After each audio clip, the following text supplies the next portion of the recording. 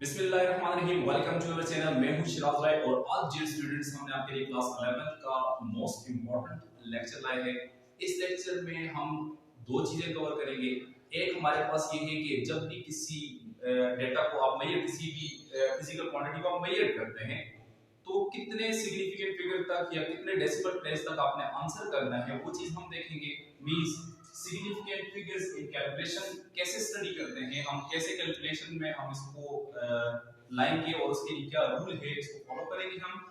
और इससे पिछले लेक्चर जो राउंडिंग ऑफ का पढ़ चुके हैं वो आपको इस तरह के इससे रिलेटेड एमसीक्यूज जो आएंगे उसको सॉल्व करने में बड़ा हेल्प करेगा। तो एक तो लेक्चर एक पार्ट तो ये हो जाएगा। इसके साथ दूसरा पार्ट में इस लेक्चर में आपको ये कवर करूंगा कि एक्यूरेसी और प्रिसीजन के अंदर फर्क क्या है। ये मोस्ट इंपॉर्टेंट टॉपिक है इन बोर्ड पॉइंट ऑफ व्यू के लिहाज से अक्सर पेपर में आ जाता है कि what is the difference between precision and accuracy. और आपसे एग्जामिनर भी पूछ सकता है कि आया प्रिसीजन और एक्यूरेसी में फर्क क्या है। तो मैक्सिमम स्टूडेंट्स को इसका फर्क नहीं पता होता। तो चलिए इस चीज को भी इस लेक्चर में हम कवर करेंगे। कॉपी पेन निकालें और लेक्चर पॉइंट तक नोट करें। तो चलिए स्टार्ट करते हैं। सबसे पहले आपको मैं इस पिछले वाले लेक्चर में हम देख चुके हैं कि राउंडिंग ऑफ कैसे करते हैं, उसके रूल्स वगैरह आप पढ़ चुके हैं। आज हम उसको अप्लाई करते हैं कि जब भी सिग्निफिकेंट फिगर्स की टर्म में हम कैलकुलेशन करते हैं तो हमें एडिशन सब्ट्रैक्शन या मल्टीप्लिकेशन डिवीजन में कौन सा रूल है उसको फॉलो करना पड़ता है। तो सबसे पहले हम देखते हैं कि इन एडिशन एंड सब्ट्रैक्शन जब भी दो फिजिकल क्वांटिटीज को आप ऐड सब्ट्रैक्ट करते हो तो कितने सिग्निफिकेंट फिगर्स में आपने आंसर करना है वो चीज इंपॉर्टेंट होती है। ये आपने इस लेक्चर में सीखना है। तो रूल में ये लिखा है when two or more than two measured values are being added or subtracted, add हो या subtract हो, then answer their result should be in the form of least decimal places। जो उस डेटा में कम से कम डेसिमल प्लेसेस वाला होगा, value कम से कम डेसिमल प्लेसेस वाला जो फिगर होगा आपने आंसर उसमें देना है। लेट्स की एग्जांपल मैंने दी, ये मेरे पास दो मेजर वैल्यूज हैं। एक मेजर वैल्यू है 2.354, एक मेजर वैल्यू है 0.2। ये दो वैल्यूज क्या हो रही है ऐड। सो एडिशन में रूल क्या पढ़ चुके हैं हम कि जब भी दो या दो से ज्यादा क्वांटिटीज ऐड होती हैं तो आंसर आपने लीस्ट डेसिमल प्लेसेस में देना है। अब इन दो में लीस्ट डेसिमल प्लेसेस कौन सी वाली है? ये लीस्ट डेसिमल प्लेसेस का मतलब पॉइंट के बाद कितने डिजिट आपने देखने कि किसके पास कम है। पॉइंट के बाद इसके पास 1 2 3 डेसिमल प्लेसेस है, यानी ये आपके पास जो डेटा है ये कितने डेसिमल प्लेसेस तक है? 3 डेसिमल प्लेसेस तक है। ये डेटा जो नीचे वाला है ये कितने पॉइंट के बाद सिर्फ 1 डिजिट गया है, मींस ये 1 डेसिमल प्लेस तक गया होगा। तो ये दो आपके पास मेजर्ड वैल्यूज थी, एक 3 डेसिमल प्लेस तक है, एक 1 डेसिमल प्लेस तक है। तो जब भी आप इन दो को ऐड करेंगे तो आंसर आपने कम डेसिमल प्लेस में लेना है। यानी इन दो में कम डेसिमल प्लेस वाला कौन सा है? 1 डेसिमल प्लेस, यानी ये वाला है, ये वाला। तो आपने आंसर किस में देना है? 1 डेसिमल प्लेस तक देना है, इससे ज्यादा आपने आंसर नहीं करना। तो जब आप इसको ऐड करते हैं तो आपके पास आता है 2.554, 2.554। लेकिन आपने आंसर किस में करना है? लीस्ट डेसिमल प्लेस तक करना है। इन दो में लीस्ट डेसिमल प्लेसेस कौन सा था? 1d तक। मींस आपने आंसर पॉइंट के बाद सिर्फ यहां तक देना है, आपका आंसर इधर तक होना चाहिए। इसके बाद ये वाला डिजिट क्या करना है? आपने राउंड ऑफ करना है। ये डिजिट आपके पास 5 है, 5 के राइट साइड पर क्या है? Non zero number. तो आपको पता है ड्रॉप कर नॉन जीरो के लिए जस्ट ड्रॉप करके पिछले में एक ऐड करना है। तो इसको आप ड्रॉप कर लेंगे तो पिछले वाला 5 में आप एक ऐड करके ये हो जाएगा 2.6। तो ये आपके पास हो जाएगा योर रिजल्ट। एडिशन सब्ट्रैक्शन में सिमिलरली सब्ट्रैक्शन का भी यही रूल है। आपके पास एक डेटा है, यानी एक मेजर वैल्यू 7.326, इसमें कितने डेसिमल प्लेसेस हैं? 1 2 3, ये 3 डेसिमल प्लेस तक वैल्यू है। सिमिलरली तीसरा जो दूसरा आपके पास है 2.10, 2.10 का मतलब पॉइंट के बाद 2 डेसिमल प्लेस तक है। तो मींस आपने इन दो को सब्ट्रैक्ट करना है। तो सब्ट्रैक्ट करने से तो ये बनता है 5.226। तो सब्ट्रैक्शन के दौरान आपने आंसर किस में करना है? जो इन दोनों में से कम डेसिमल प्लेस तक, यानी 2d तक आपने आंसर करना है। सो 2d तक आंसर करें तो मींस आपने आंसर यहां तक करना है, यहां तक। तो इससे अगला वाला डिजिट आपने क्या करना है? राउंड ऑफ करना है। इसको आप ड्रॉप करेंगे। सो 6 को जब ड्रॉप करेंगे तो ये तो 5 से ज्यादा है, पिछले वाले में 8 कर लेंगे तो ये हो जाएगा 5.23। ये आपका आंसर हो जाएगा। सो एडिशन हो या सब्ट्रैक्शन हो, answer should be in the form of least decimal places. 2 हो, 3 हो, 5 हो, जितनी मर्जी वैल्यूज हो, आपने देखना है उन तमाम वैल्यूज में कम डेसिमल प्लेस वाली वैल्यू कौन सी है। इन दो में कम डेसिमल प्लेस वाली वैल्यू ये वाली थी, यानी 1 डी तक था। तो आंसर जब भी जो भी आएगा तो आपने इसको राउंड ऑफ करना है 1 डेसिमल प्लेस। अब आपको राउंडिंग ऑफ का कांसेप्ट पता चल गया होगा।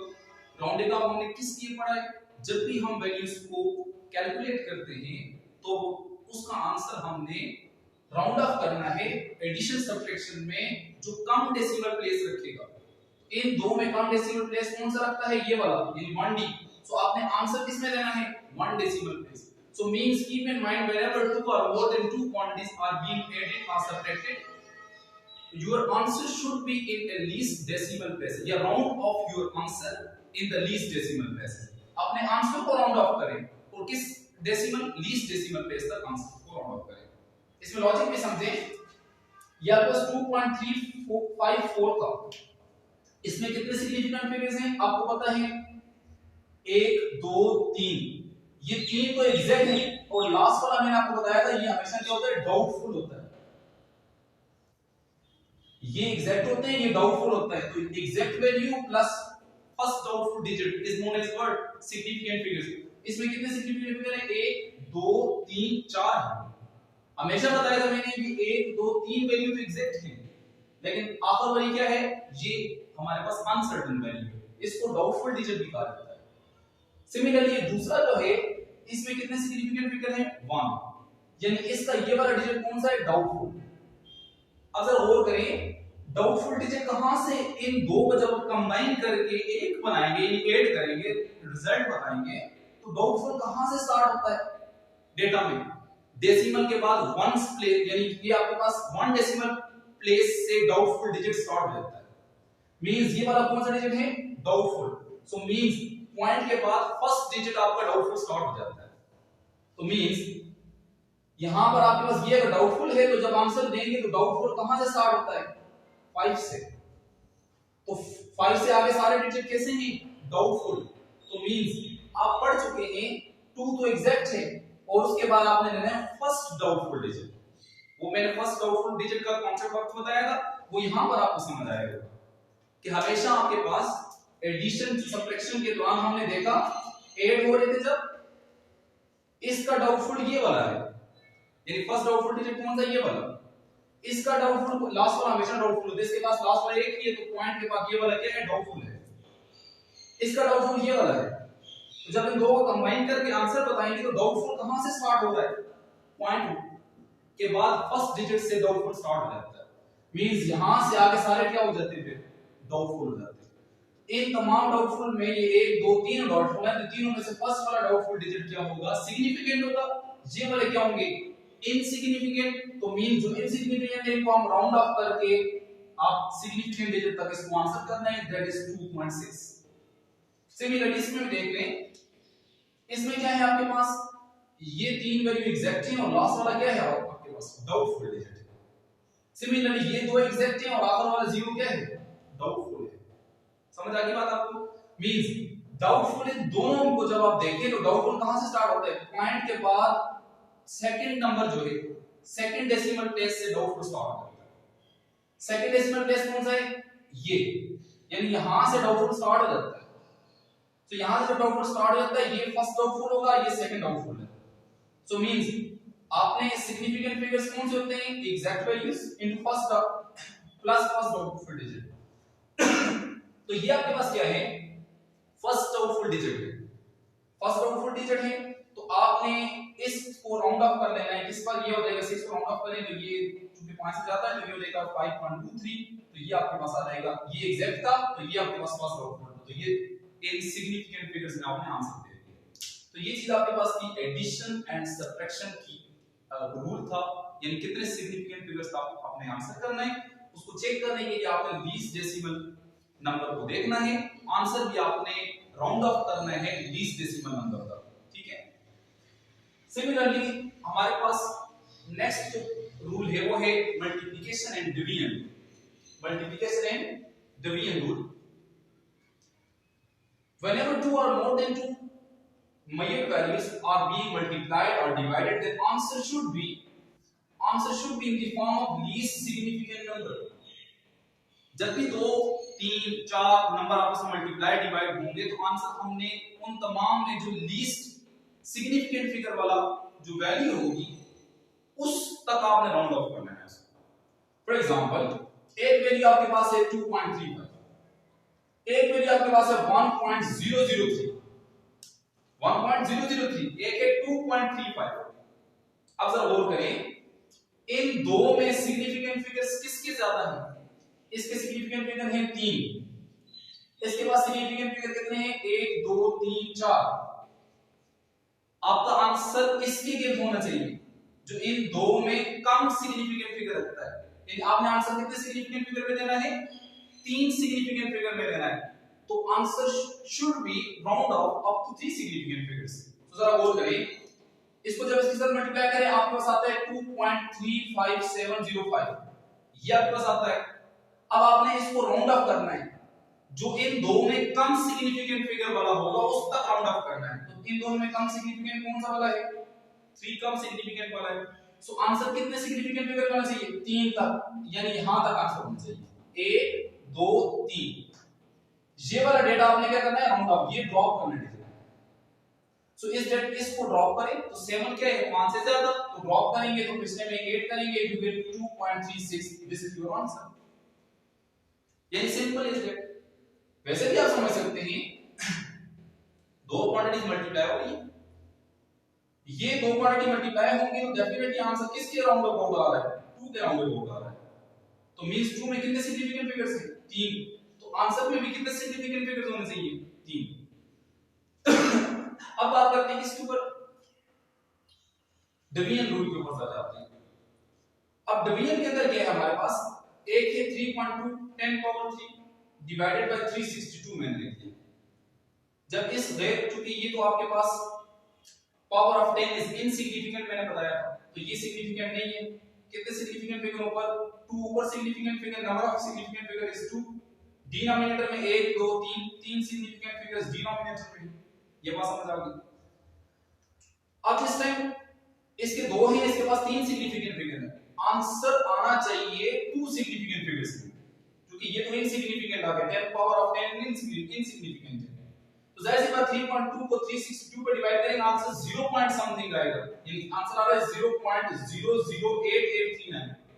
अब 0.008 3.2 के करीब है, 362 के करीब नहीं है।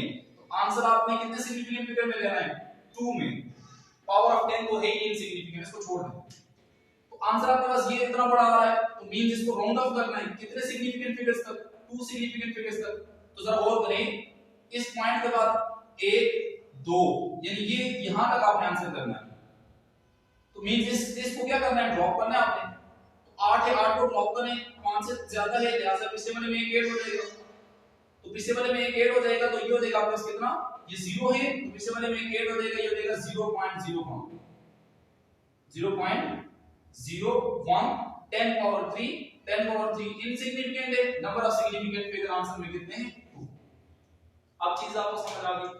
मींस आप कह सकते हैं कि जब भी आप डेटा को मल्टीप्लाई डिवाइड करते हैं तो आंसर आपका हमेशा उसके करीब आता है जो कम सिग्निफिकेंट फिगर रखता है। तो आपने डेटा को राउंड ऑफ करना है, यानी रिजल्ट को राउंड ऑफ करना है किसके लिहाज से? जो डेटा में कम सिग्निफिकेंट फिगर रखेगा उसमें आपने उसको राउंड ऑफ कर लेना है।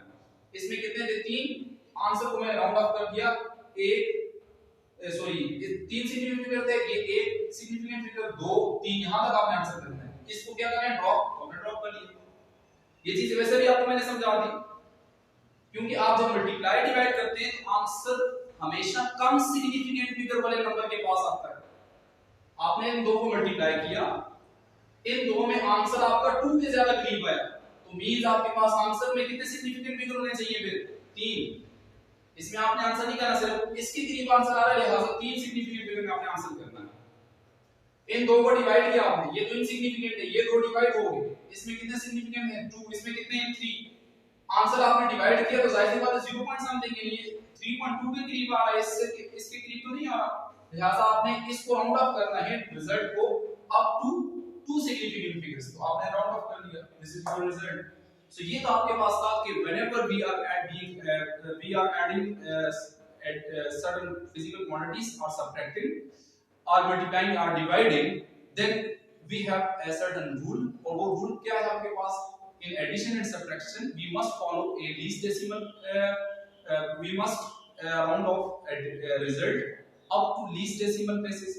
यानी इस डेटा में जो कम से कम डेसिमल प्लेस वाला होगा आपने आंसर को उस तक राउंड ऑफ करना है, जबकि मल्टीप्लिकेशन डिवीजन में जो डेटा में कम सिग्निफिकेंट फिगर वाला नंबर होगा आपने रिजल्ट को उस तक राउंड ऑफ करना है। ये आपके पास राउंडिंग ऑफ का कॉन्सेप्ट इसकी मैंने पढ़ाया था ताकि आपको ये चीजें इजीली समझ आ जाए। तो आप इससे रिलेटेड जितने भी बुक में एग्जांपल्स हैं आपने उसको अटेम्प्ट करनी है और मुझे उसका अपने व्हाट्सएप पे मुझे लाजमी उसको सबमिट करना है और खुद से बहुत सारे examples multiply, divide, addition, subtraction की करें, एमसीक्यूज भी इससे रिलेटिंग करें और मुझे उसका आंसर्स बताएं। यानी ये बहुत आसान है, ईटा के पॉइंट ऑफ व्यू से बहुत इंपॉर्टेंट है, इसलिए इसको आपने छोड़ना नहीं है, या बहुत आसान है, आसान समझ के भी नहीं छोड़ना आपने, तो इसकी प्रैक्टिस करनी है आपने। अब स्टूडेंट्स हम चलते हैं इसके नेक्स्ट पार्ट की तरफ, जो है हमारे पास प्रिसीजन एंड एक्यूरेसी। हमेशा हमसे क्वेश्चन में पूछेगा वो differentiate precision and accuracy, what are the main differences between precision and accuracy and which one is the most important in a measurement. So इसको ज़रा चेक कर लेते हैं। एक चीज़ आपके पास मेजरमेंट में होती है प्रिसीजन, एक होती है हमारे पास एक्यूरेसी। ये जो दोनों टर्म्स होती हैं या दो पैरामीटर्स आपके पास जो होते हैं, both of parameters are actually define the quality of measurement. यानी ये दोनों किसको रिप्रेजेंट करते हैं? Quality of measurement. यानी मेजरमेंट में हमेशा अगर आप क्वालिटी ऑफ मेजरमेंट देखना चाहते हैं तो you have to study about precision and accuracy. और आपको इन दोनों में फ़र्क भी पता होना चाहिए कि आया दो में फ़र्क क्या है, और अच्छी क्वालिटी के लिए इन दोनों का होना ज़रूरी होता है। सो फॉर बेटर और best quality of measurement there should be a precision and accuracy in measured data. किसी भी डाटा में इन दो चीज़ों का होना ज़रूरी है। तो चलें इन दोनों को अलग-अलग पहले देख लेते हैं। सबसे पहले प्रिसीजन की डेफिनेशन मैंने लिखी है कि how close are measured values to each other. कोई भी मेजर्ड वैल्यूज आपस में कितनी क्लोज हैं तो उसको कहते हैं प्रिसीजन। प्रिसीजन इज एक्चुअली जितनी भी डेटा हम मेजर्ड करें वो मेजर्ड वैल्यूज आपस में कितनी क्लोज हैं। This closeness is actually called precision in measurement. For example आपके पास आप ग्रेविटेशनल एक्सेलरेशन जो कि 9.8 मीटर पर सेकंड स्क्वायर है वो फाइंड करना चाह रहे हैं।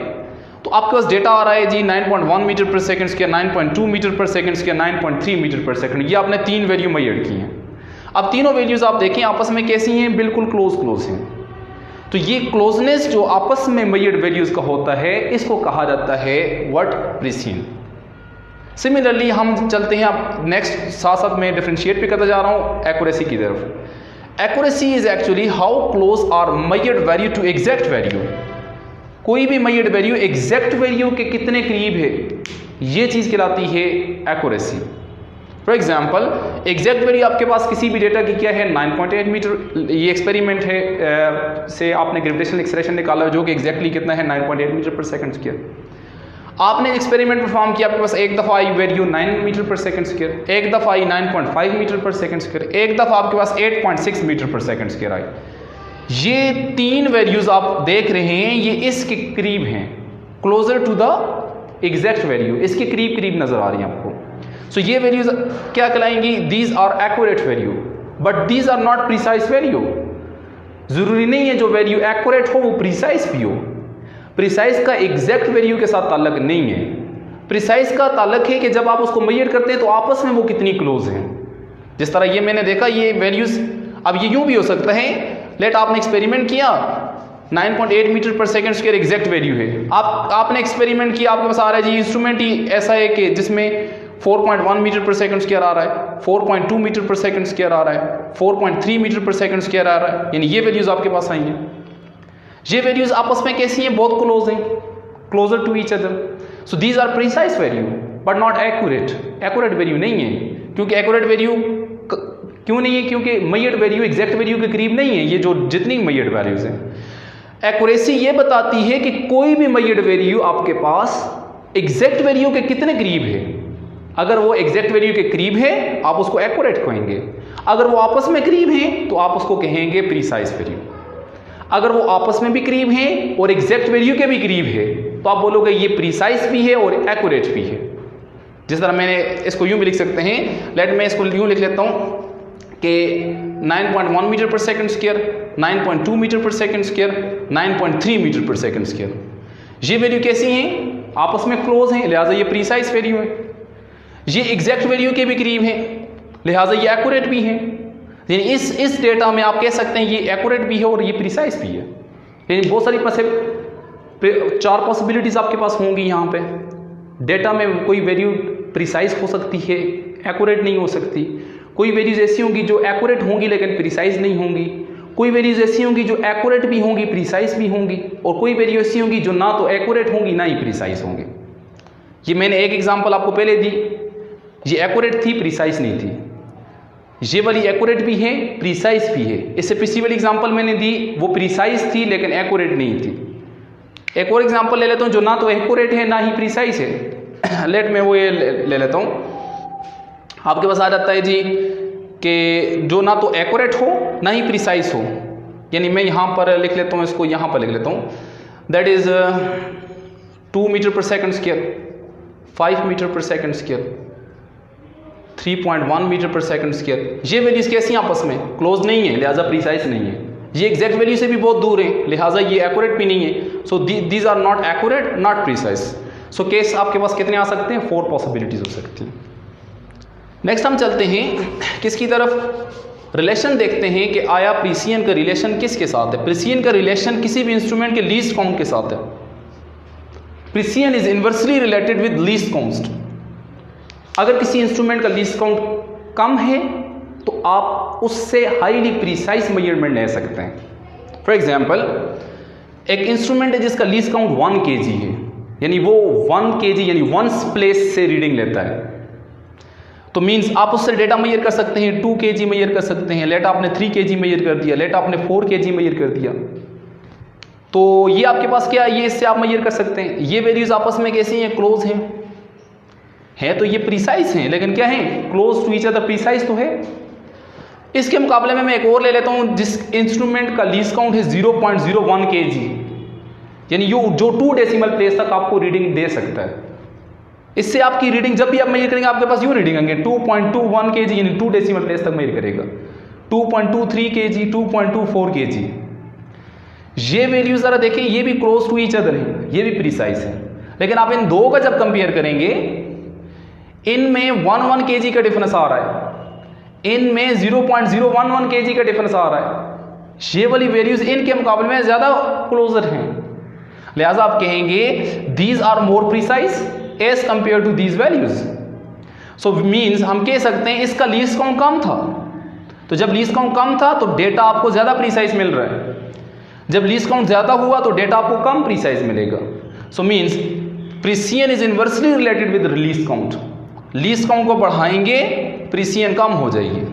सो किसी भी इंस्ट्रूमेंट का लीस्ट काउंट जिस टाइम आप कम से कम रखेंगे, उससे डेटा जब मेजर करेंगे वो हमेशा ज्यादा प्रीसाइज होगा। So this is an important point for MCQs, ये चीज अपने पास नोट कर लें। सिमिलरली एक्यूरेसी का रिलेशन है फ्रैक्शनल एरर के साथ। जितनी ज्यादा एक्यूरेसी आप चाहते हैं उतना फ्रैक्शनल एरर कम होना चाहिए। फॉर एग्जाम्पल, आपको फ्रैक्शनल एरर पता है कि ये होता है आपके पास absolute error, mean absolute error भी कहते हैं, या इसको लीस्ट काउंट भी कह सकते हैं आप, divided by measured value. This is actually called relative error. अब जिस टाइम आपने देखा, लेट एक इंस्ट्रूमेंट है, कोई मीटर रॉड है जिसका लीस्ट काउंट है 1 मीटर। सिमिलरली ये एक मीटर रॉड है, मीटर रॉड का इंस्ट्रूमेंट, लेट में कोई भी टेप ले लें, मेजरिंग टेप ले लें, इसका लीस्ट काउंट कितना है 1 मीटर, या इसका एब्सोल्यूट एरर कितना है 1 मीटर, दोनों एक ही चीज़ें हैं। यानी 1 मीटर इसका लीस्ट काउंट है या 1 मीटर इसका एब्सोल्यूट एरर है। इसने आपने एक जगह नापी जिसका आ रही है आपके पास 10 मीटर, आपने एक लेंथ इससे मेजर की। सिमिलरली इसी से आपने कितनी मीटर मेजर की, 100 मीटर लेंथ मेजर की। सो मीन्स जिस टाइम आपने इसका फ्रैक्शनल एरर निकाला तो इसका फ्रैक्शनल एरर आपके पास आ रहा है कितना 0.1, इसका फ्रैक्शनल एरर आ रहा है 0.01। तो मीन्स इसका फ्रैक्शनल एरर कम आ रहा है, लिहाजा ये वाला जो मेजरमेंट है ये ज़्यादा एक्यूरेट है as compare to this value. ये मैंने आपको एक दफ़ा पहले ही बताया था कि why we take a relative error, क्योंकि रिलेटिव एरर आपको ये बताती है कि कितना आप जिस टाइम आप डेटा को ज़्यादा मतलब मेजर करते हैं, बड़ी वैल्यूज़ पे जब सिस्टम जाते हैं तो ये आपको बताती है, यानी बड़ी मेजरमेंट पे आपको ये बताएगा कि एरर कितना हुआ है। हालांकि आप जिस टाइम देखेंगे आप बोलेंगे 10 मीटर में कम एरर है, इसमें आप कहेंगे ज़्यादा एरर है, यानी आप 100 मीटर आपके पास ये वाली वैल्यू है 100 मीटर वाली, तो आप इसमें कहेंगे कि 100 मीटर में जो एरर है वो ज़्यादा आएगा, क्योंकि आप कहेंगे कि ये वैल्यू बड़ी है।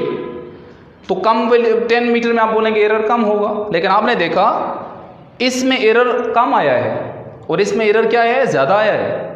सो मीन्स एब्सोल्यूट एरर इधर डिफाइन नहीं कर रही, इधर आपको क्या डिफाइन करेगा, रिलेटिव एरर। सो याद रखिएगा 10 मीटर मेजर करते वक्त 1 मीटर का एरर आता है, 100 मीटर मेजर करते वक्त 1 मीटर का एरर आता है। तो कौन सा एरर बड़ा हुआ, ये वाला एरर छोटा है, ये वाला एरर बड़ा एरर है। सो मीन्स आपने फ्रैक्शनल एरर निकाली, फ्रैक्शनल एरर कितनी आ रही है 0.1 की, इसमें 0.01 की आ रही है। इसका जो हमारे पास एक्यूरेसी है वो इसके मुकाबले में ज़्यादा होगी, this is more accurate value. So means accuracy is inversely proportional to what, fractional error, यानी फ्रैक्शनल एरर के साथ इसका इन्वर्स रिलेशन आता है। फ्रैक्शनल एरर जितनी कम से कम होगी उतना डेटा ज़्यादा एक्यूरेट होगा, और जितनी फ्रैक्शनल एरर ज़्यादा होगी उतना एक्यूरेसी कम होती जाएगी, यानी इनका आपस में ये रिलेशन है। ये चीज़ आपको ये ऑलरेडी पहले भी मैं बता चुका हूँ जब मैंने फ्रैक्शनल एरर और एब्सोल्यूट एरर में फ़र्क किया था, तो ये चीज़ उसमें भी आप देख सकते हैं। नेक्स्ट आपके पास आ जाती है एक डॉट बोर्ड की डायग्राम है। ये अक्सर आपने गेम वगैरह में भी देखी होगी, एक आर्चरी बोर्ड सामने लगा होता है, उसमें एरो आप शूट करते हैं। तो इसकी 4 पॉसिबिलिटीज़ मैंने लिखी हैं, ये आपकी बुक में भी गिवन है। ये 4 एरो हैं आपके पास, ये 4 एरो एग्जैक्टली आपस में क्लोज हैं, और ये बुल आई है, इसको कहते हैं। बुल आई मीन्स ये आपका सेंट्रल पॉइंट होता है जहाँ पर ये एरो शूट करते हैं। मैक्सिमम गेम में इसको मैक्सिमम मार्क्स कहते हैं, इसको बुल आई भी कहते हैं। तो bull I is actually word accurate या एग्जैक्ट, इसको कह सकते हैं। फिगर 1 में आप देखें ये 4 की 4 एरोज जो हैं वो एग्जैक्टली बुल आई पर लगी हुई हैं, और चारों की 4 वो क्या हैं, आपस में क्लोज भी हैं। सो मीन्स आप कह सकते हैं क्लोज भी हैं लिहाजा प्रीसाइज हैं, और साथ में ये एग्जैक्टली बुल आई पर लगी हुई हैं, यानी सेंटर एग्जैक्ट पे लगी हुई हैं, तो आप कह सकते हैं एक्यूरेट भी है। So this is actually case 1 win in which measured values are precise as well as accurate। Case number 2 के ऊपर जाते हैं कि जिसमें आप देखें कि ये जो 4 एरो हैं ये एग्जैक्ट यानी बुल आई से दूर हैं, लेकिन आपस में क्या है, क्लोज हैं। तो ये प्रिसाइज तो है लेकिन ये एक्यूरेट नहीं, यानी बुल आई से दूर है, लिहाजा ये प्रिसाइज है लेकिन एक्यूरेट नहीं है। पॉसिबिलिटी नंबर 3 ये है कि ये सारे के सारे एरोज जो हैं वो डिफरेंट पोजीशंस पे लगे हुए हैं, लिहाजा ये एक्यूरेट तो नहीं है, सॉरी प्रिसाइज तो नहीं है, नॉट प्रिसाइज, लेकिन एक्यूरेट हैं। इसको आप यूं चेक कर सकते हैं। लेट आपके पास मैं एग्जांपल दे देता हूं। लेट ये सेंट्रल पॉइंट आपके पास 10 है, बुल आई का मार्क्स कितने हैं, लेट आपके पास 10 हैं। तो इसको मैं यूं लिख लेता हूं, आप लें जी ये वाला आपके पास आ जाएगा 9.8, ये वाला आपके पास आ जाएगा जी 9.9, ये वाला, या इसको कह सकते हैं 9.8, ये आपके पास आ जाएगा जी 9.2, ये वाला ले लें, ये वाला ले लें जी 8.2, 8.3, ये वाला ले लें 8.6। तो ये 4 रीडिंग आपके पास आ जाएंगी, 1 2 3 4, यानी ये हर शॉट के इतने मार्क्स मैंने मेंशन कर लिए। अब इन चारों को आप ऐड करें और इसका मीन निकालें, डिवाइड करें, तो आंसर किसके करीब आपको मिलेगा, 10 के करीब मिलेगा। लिहाजा ये एक्यूरेट तो है लेकिन प्रिसाइज नहीं है, क्योंकि आपस में करीब नहीं है ये values. So this is an important. And last one is actually not accurate and not precise. Means एक तो बुल आई से सारे दूर हैं, लिहाजा एक्यूरेट नहीं है, मीन भी निकालेंगे तो इसके करीब नहीं आएगा। और दूसरा प्रिसाइज नहीं है, मींस आपस में भी ये करीब नहीं है। तो ये 4 पॉसिबिलिटीज उधर भी मैंने आपको बताई। तो ये आपकी बुक में डॉट बोर्ड की डायग्राम्स थी, तो ये भी आपको मैंने बता दी। इसके साथ जो मिलते जुलते MCQs हो गए और रिलेटिंग शॉर्ट क्वेश्चन वगैरह हो गया, या शॉर्ट क्वेश्चन इससे बन भी सकता है कि what is the main difference between precision and accuracy, और इसका आपस में लीस्ट काउंट के साथ इसका क्या ताल्लुक है, एक्यूरेसी का और फ्रैक्शनल एरर का आपस में क्या रिलेशन है, ये चीज़ें। और इससे रिलेटिंग जो MCQs वगैरह हैं, आपने क्या करना है, आपका होम टास्क ये है, आपने एटलीस्ट 10 MCQs बनाने हैं रिलेटिंग टू प्रिसिजन और 10 MCQs बनाने हैं रिलेटिंग टू एक्यूरेसी। और सिमिलरली 10 एग्जाम्पल्स आपने रखनी है फॉर एडिशन सब्ट्रैक्शन और 10 एग्जाम्पल्स आपने रखनी है for multiplication and division. Thanks very much, मिलते हैं नेक्स्ट वीडियोज़ में।